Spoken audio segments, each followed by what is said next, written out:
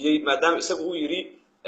lacagii aruur bay tiri sidaasaan isku dagaalnay ama markii aan ka diiday ay igu xirtay adiguna daawadayaashu waxay leeyihiin ma cadayn kartaa iyadu waxa asaga uu ka dalbaday wuxuu iga dalbaday waxa waaye faa'iiso marka hore wuxuu idhahay lacag 10,000 dollar u baahanahay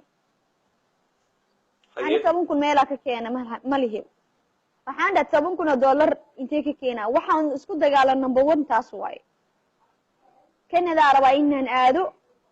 faa'iisay walaali macaani baasaboor waxa haystaa oo Geneva oo 5 sano ah hadii oo dacwadeeda aala noqdo waxa way Canada rabaa 10,000 dollar rabaa intee ka keena 10,000 dollar aan ilaahay Facebook dadku way ku ixtiraamsan yihiin way ku aaminsan yihiin Facebook ma galay anoo Europe joogana ma galay Facebook live intaas isku khilaafnay tabacadina wuxuu idhaa balan waxa kaaga qaadina sharafta kaaga qaadina saan ku yeelina kan ku yeelina kan ku yeelo haya waxa samee walaalkay aatee